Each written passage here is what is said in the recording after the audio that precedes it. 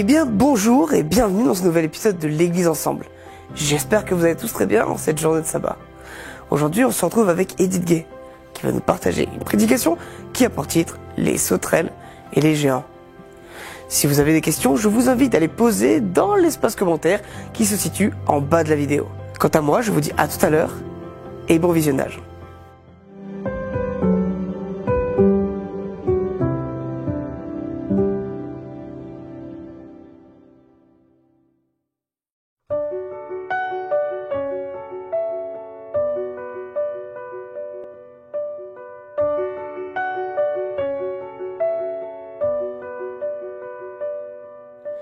Cherchez d'abord le royaume de Dieu et sa justice, et toutes choses vous seront données en plus. Alléluia, alléluia.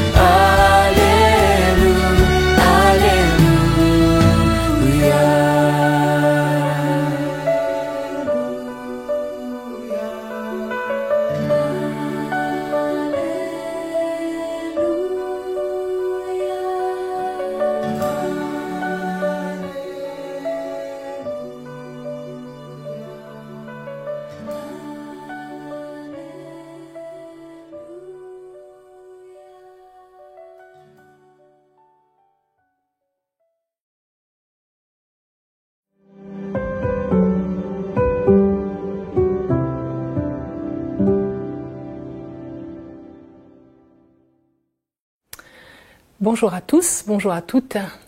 J'aimerais ce matin que nous puissions partir ensemble dans l'Ancien Testament, dans le livre des Nombres que nous connaissons bien, sur un passage que nous connaissons bien, mais pour lequel il y a des petites subtilités que j'aimerais partager avec vous ce matin.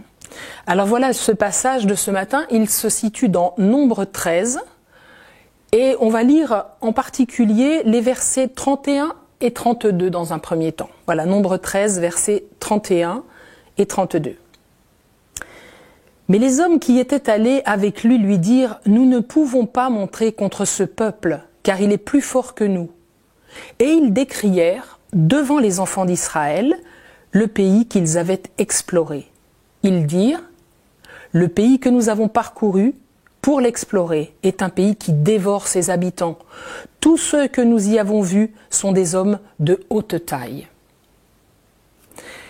Donc nous sommes là, et Israël est là surtout, aux portes de Canaan, aux portes de la bénédiction, dirions-nous.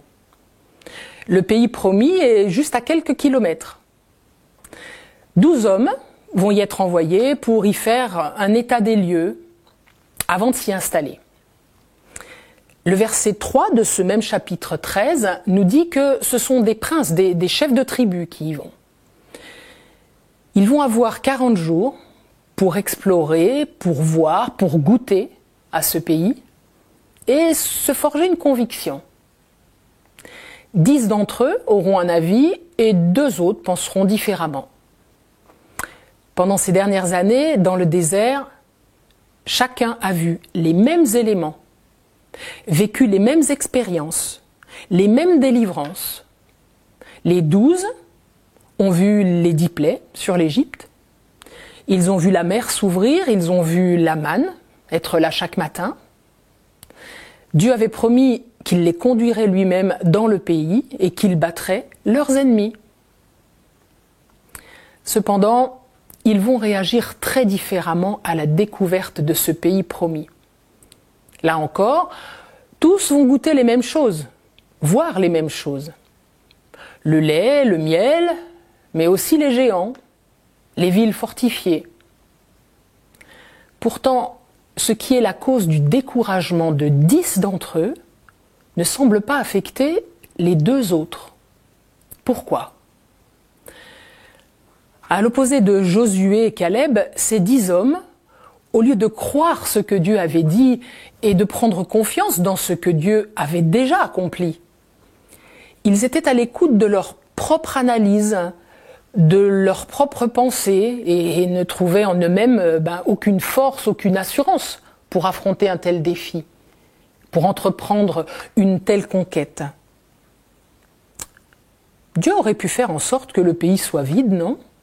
Libéré de ses occupants, avant l'arrivée d'Israël, et là, tout aurait été plus simple.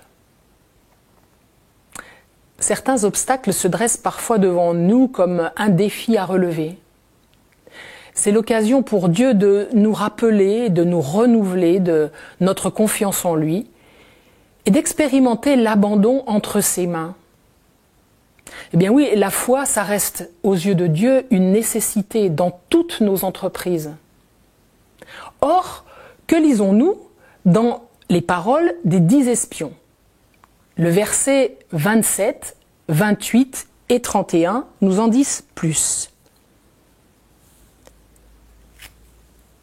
Alors, au verset 27, « Voici ce qu'ils racontèrent à Moïse. » On connaît bien ce passage, mais c'est bien de nous rappeler tout ce qui va être dit par ces personnes.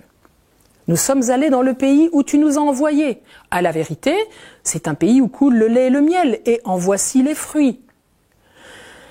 Mais le peuple qui habite ce pays est puissant.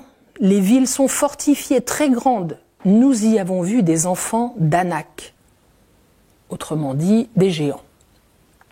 Et puis la partie du verset 31 que je vous ai lu tout à l'heure en disant « Nous ne pouvons pas monter contre ce peuple. »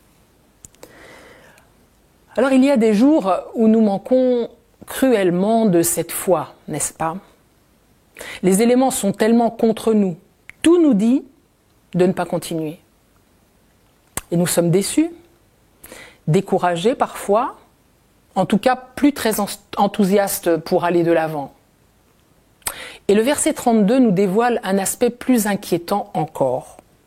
« Et ils décrièrent devant les enfants d'Israël le pays qu'ils avaient exploré.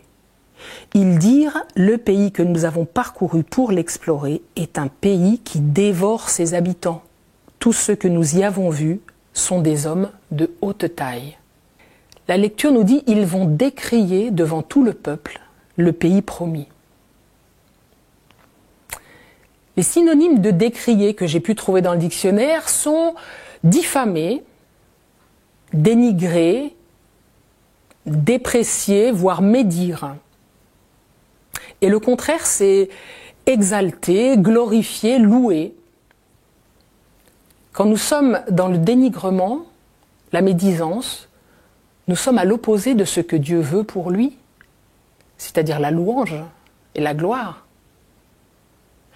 Plus dramatique encore sont les conséquences de ces paroles.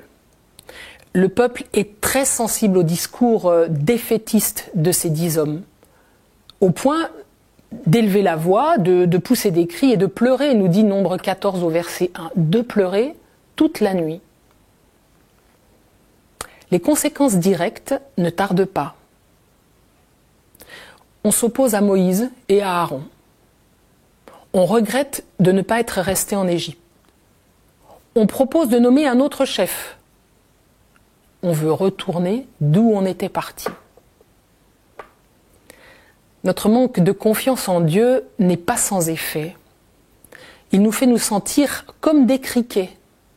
Elle est intéressante cette comparaison. Comment se voient nos 10 espions au verset 33 ? Regardons ensemble. Et nous y avons vu les géants, enfants d'Anak, de la race des géants. Nous étions à nos yeux et aux leurs comme des sauterelles ou des criquets dans d'autres versions. Nous étions à nos propres yeux comme des criquets. Un constat sur leur propre personne. N'avons-nous pas devant Dieu une attitude souvent défaitiste ? Se regarder sauterelle en face de géants n'est pas ce que Dieu veut pour nous. Il nous donne l'occasion de mettre notre foi, notre confiance en lui. La foi, c'est mettre la personne de Dieu en avant en réalisant que le Seigneur est bien plus grand que n'importe lequel de nos ennemis, bien plus fort que toutes les oppressions qui s'opposent à nos vies, et bien plus puissant que tout ce qui me fait tomber. Le Seigneur veut que nous soyons le peuple qui fait route avec lui, en avant. Pas celui qui regarde en arrière avec tout ce qui a pu mal tourner. Il ne veut pas d'un retour en Égypte. D'ailleurs, la mer Rouge n'est pas restée ouverte. Rebrousser chemin, c'est seulement retourner au désert. C'est ce qui arriva au peuple juif. 40 années dans le désert pour changer l'incrédulité dans une foi conquérante. Au désert, il n'y a pas de combat extérieur, mais pas mal de combats intérieurs. Le désert, c'est le seul moyen à la disposition de Dieu pour nous aider à réaliser que les véritables géants ne se trouvent pas autour de nous, mais en nous. Si nous voulons entrer dans les promesses de Dieu, pour nous, il nous faut affronter chacun de nos géants personnels et les vaincre. Vaincre nos peurs, vaincre notre caractère peut-être, nos doutes, nos découragements. Peut-être le Seigneur nous invite-t-il ce matin à examiner nos vies et pour envisager la présence de géants, de villes fortifiées. Les 10 espions se sont vus sauterelles. Mais le verset 30, lui, nous montre comment se voient Caleb et Josué. Que dit Caleb au verset 30 ? Caleb fit taire le peuple qui murmurait contre Moïse. Il dit : « Montons, emparons-nous du pays, nous y serons vainqueurs. » Ce sont les paroles d'un géant. Pourtant, la foi de Josué et Caleb n'a pas suffi à convaincre le peuple et à entraîner la multitude avec eux. Il aurait fallu que chaque Hébreu se regarde comme un géant en face de sauterelles. Vous me direz, comment transformer une sauterelle en géant ? Bien, tout miser sur la personne de Dieu, dont la présence ou l'absence font toute la différence. Ne pas se reposer sur nos capacités personnelles, notre savoir-faire ou notre expérience, mais plutôt sur l'intervention de Dieu et la demander tous les jours. Il faut accepter d'explorer sa propre vie, de combattre ses propres géants intérieurs. Il faut être motivé, ne pas se laisser décourager par une vision défaitiste. il faut tout faire aussi pour encourager, plutôt que décrier. Et j'aimerais terminer par un passage qui se trouve cette fois dans le Nouveau Testament, la première épître de Jean, le chapitre 1 et les 2 premiers versets. Il écrit, là, Jean, nous disent les commentaires, à des églises troublées dans leur certitude. Exactement comme pouvait l'être ce peuple d'Israël. Mais nous sommes passés là, de 12 espions à 12 apôtres, qui eux aussi ont vu, contemplé, touché de près la promesse de Dieu. Et voici ce que nous rapporte l'un d'entre eux. Voici son rapport à lui, son témoignage à lui. Ce qui était dès le commencement, ce que nous avons entendu, ce que nous avons vu de nos yeux, ce que nous avons contemplé et que nos mains ont touché concernant la parole de vie, et la vie a été manifestée, et nous l'avons vue, et nous lui rendons témoignage. Et nous vous annonçons la vie éternelle qui était auprès du Père et qui nous a été manifestée. Cet espion-là nous fait une description de la promesse tout autre, n'est-ce pas? Il a vu aussi, il a touché, il a contemplé Jésus. Ce Jésus venant lui-même nous parler de la promesse de Dieu, de nous conduire au pays promis, la vie, ici-bas, avec bien toutes ces journées, et puis la vie éternelle, promise en Jésus. Et il précise plus loin, cela nous l'écrivons pour que votre joie soit complète. Je voudrais ce matin jouer les Caleb et vous dire que Dieu tiendra ses promesses, qu'il chassera les géants de nos vies et que le lait et le miel coulent déjà dans le pays qui nous attend, que notre joie y sera complète et qu'avec lui à nos côtés, eh bien nous partons déjà vainqueurs. Faisons-lui confiance pour cela. Amen.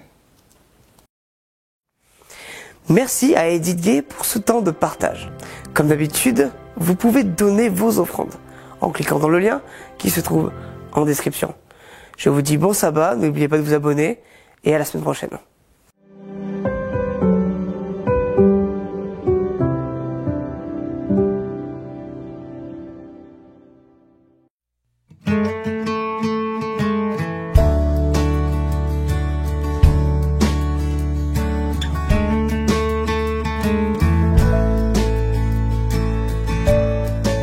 Sur le mont du Calvaire, il était une croix où Jésus souffrit tant de douleur. Oui, c'est là qu'il mourut sur cet infâme bois pour sauver le plus vil des pécheurs.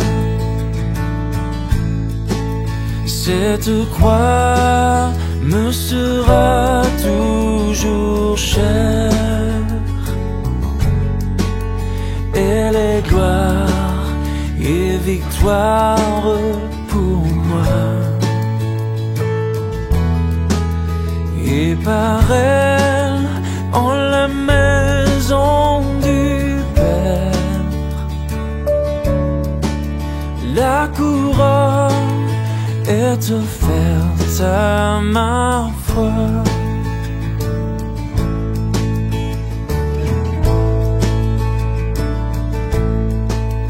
M'appuyant avec foi sur la croix de Jésus, sa bannière, je veux la porter jusqu'au jour bienheureux où parmi les élus dans le ciel je pourrai l'exalter. Oh, oh.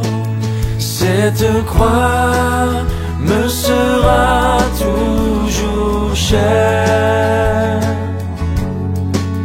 Elle est gloire et victoire pour moi. Et par elle, en la maison du Père, la couronne est offerte à ma foi.